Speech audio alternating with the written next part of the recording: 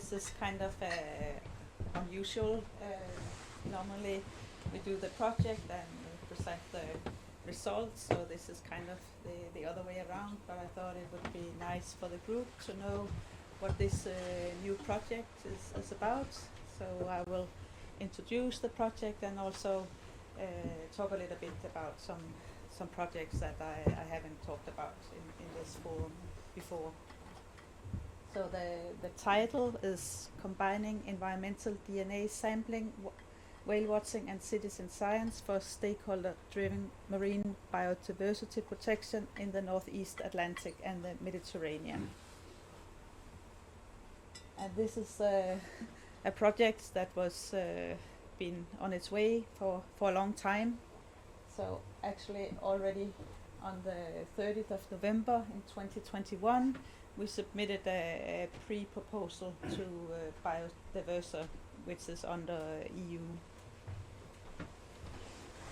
And then we were lucky that our pre-proposal was accepted, so meaning that we were allowed to submit a full proposal. And the full proposal was submitted the 15th of April 2022. And then this year we was very happy to find out that our project actually got funded. So it was 209 pre-proposals, and then out of these 106 were allowed to submit the full proposal, and then finally only 36 got the funding. And so this is our web page, ewhale.eu, if you want to check it out afterwards. For project partners, since it's an EU project, it's people from 7 countries, 8 academic institutions and 5 commercial partners. So we have Iceland with Húsavík, Norway, Ireland, France, Azores, Italy and Austria. And the project leader of the whole project is based in Austria, and it's University of Innsbruck. And for Iceland, in the proposal, I'm the project leader, and Marianne is a research assistant, and Belen Ovide applied for a PhD project within this project. And then we have North Sailing as the commercial partner. And so I'll just list the project aims, like from the proposal. So the eWhale project will optimize the eDNA sampling on board whale watching platforms and research cruises.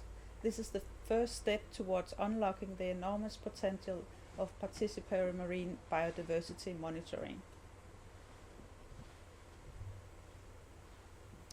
And the molecular method used to detect DNA of marine megafauna and their prey in environmental samples will be optimized. The generated eDNA dataset will be validated by comparisons with biopsy samples and visual observations. And finally, eDNA sampling will be integrated into a citizen science module on board whale watching platforms to educate the interested public in these new technologies and disseminate the project findings to a public audience. This will pave the way for future large-scale eDNA monitoring campaigns and connect eWhale with conventional biodiversity assessment performed by institutional agencies. But then stepping back one step, because maybe you don't know it, all of you. So what is eDNA? So environmental DNA, eDNA, is an emergent tool in biodiversity monitoring that benefit from advances in molecular methods to extract, detect and/or sequence the genetic material of marine organisms from a seawater sample.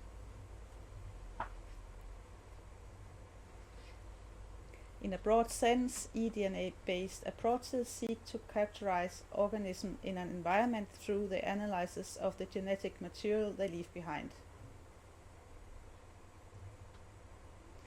Environmental DNA has already been introduced to a wide range of application within marine mammal science, from detecting of endangered species to population genetics assessment. eDNA has the power to capture other biological important species in the marine ecosystem and food web. And this is from a paper that just came out earlier this year. It's by Skelly et al. 2023, and it's a review paper of the eDNA. So if you have time, then that's very good to read. And this is a schematic drawing then of the method. So you do the field sampling, then you go to the laboratory, extract the DNA and amplify it and sequence it, and then you have the results. And for our part in Iceland, we will do the field sampling here, but all the laboratory and that will be done in Austria at the Innsbruck University. And I just also want, from the same paper, mentioned some examples from marine mammals, what's been done in the past. So marine mammal eDNA can be detected in seawater samples by species-specific assays. And so far it's been done for humpback whale, killer whale, harbour porpoise and bowhead whale. And one example was this paper published in 2021, where they looked at was from bowhead whale, and so they take the samples, the water sample from the footprint of the whale when it's diving, but then they notice that you have to take this water sample within 10 minutes, because otherwise with the footprint it will get too diluted to detect the bowhead whale. And finally, it's also been seawater eDNA samples collecting close to killer whales and harbour porpoises, and they have been sequenced to identify the individual's ecotypes, so what the different species are feeding on. And this is a map from the same paper, just showing some of the locations where this work has been done. But then going back to Iceland for, so this year within this project it will be the pilot study, and the equipment should be on its way to Iceland, so we plan to start soon. So it will be both these dedicated research cruises and also with Belen in charge on the whale says and science tours, the once per week doing as part of a PhD project. And this is the plan for the pilot study from this summer. So one part will be focusing on humpback whales, and hopefully then get 36 individuals, and then both taking the eDNA samples and also have biopsy samples of the same whale to compare. And for the biopsy, I just want to mention a few studies in the past. So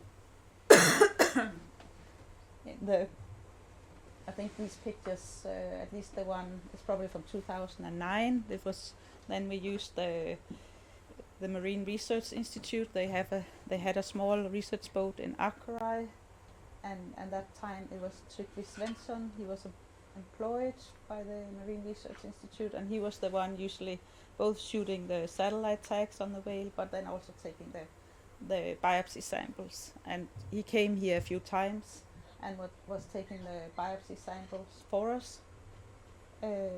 So you see the dart on the lower picture, so you shoot that towards the whale, and then it kind of jumps out, and then you can collect, as you see with the net, you collect the dart, and it has the skin sample. And this is to show some of the papers where, so we got samples of blue whales, and this is a paper where this blue whale sample was used. So the title is Complete Inactivation of sebum-producing gene parallels the loss of sebaceous glands in cetacea. I will not go into very much detail, but just show you. So overall, in this paper, how the sample was used. The blue whale sample was within the cetaceans, so they don't have this gland. So they don't have the sebaceous glands. So this was kind of the main point, or one of the main points in this paper. And so another one, also a very broad genetic use of the sample. This one was titled "Comparative Genomics Provides Insight into the Aquatic Adaptations of Mammals." And here they actually, so for the blue whale, the Balanoptera musculus from Iceland, so they actually had the whole genome, and I mean these are very detailed, so I will not go into talk much about it, just to show you. And also they made this like the phylogenetic tree. I mean it's been done in taxonomy in the past, but this is then using all the samples, the genetic samples for all the species. And you have the blue whale where you would expect it, like here close to the brightest whale, but they are very related.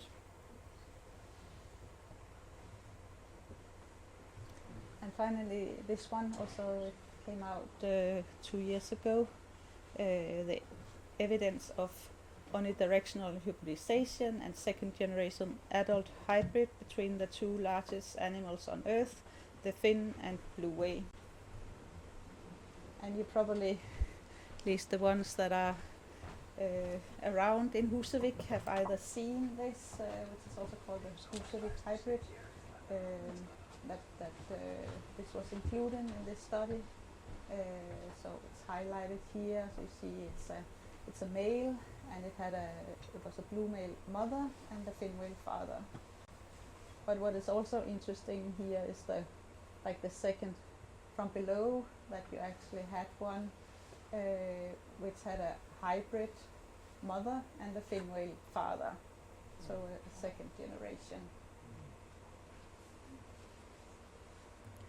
And I just wanted to show you that I took last week, so it's been cited again this year. So, and Marianne and I saw it for the first time in 2011, so it's been around for a while.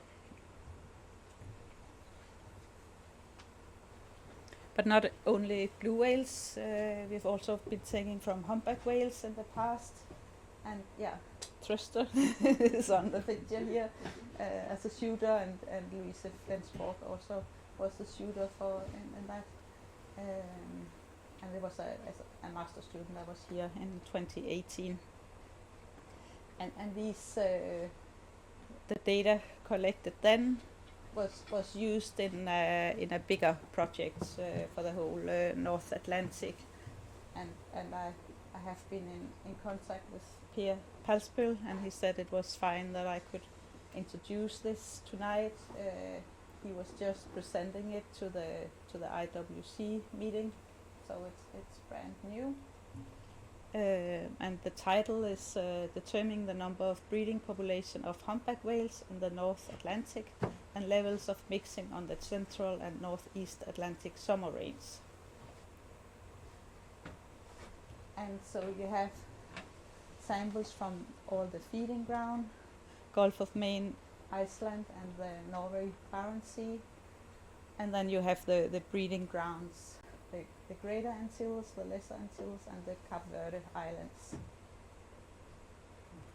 And I will not go very much in detail in the table here either, but so from Iceland it was 68 samples in total. And this is the genetic divergence. That was the most interesting part that I will get to in the conclusion. So the humpback whales from the Lesser and Greater Antilles and the Gulf of Maine were generally not admixed and were assigned to the Western North Atlantic cluster. But then the current low estimate of abundance of humpback whales around Cape Verde, only these 272 animals, is far below the estimated historical abundance of 5,000 whales. So actually, if this level of immigration and introgression continues, it means eventually that this population will disappear, and kind of the Western North Atlantic, it will be overtaking the Northeast Atlantic population.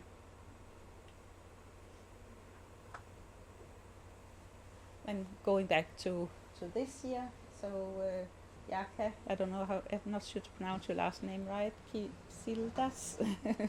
She will start her master thesis with us, and the current title is Assessing Parent-Offspring Relationships Among Humpback Whales Feeding of Iceland by Means of Kinship Analysis. And Pierre Palsbø at University of Groningen in Holland, he's the advisor, and Jakob has been in his lab for, I don't know, for last year or something, or more maybe. And Jan, Charles and I will be her supervisors here in Husøy. And then I will just, towards the end, jump to this for the E-whale and the plans for the sampling with the whale watching. And this has mainly been the project leader in Austria. She's kind of dividing the task between the different countries. So for us in Husøy in Iceland this summer, the focus will be the filters, and the aim would be to try these 4 different types of filters when doing the sampling for eDNA, and also with some negative controls. And then, I mean, in theory we should get the same results no matter of the filter, but we will see if that would be the case. But also, like, which filters works best in practice, and those will be the ones that we will continue to use in the rest of the project. So this is the field sampling for next year is planned for the whole whale watching season, so from 1st of March until 1st of December. And with that, I will thank you for your attention, and if you have any questions.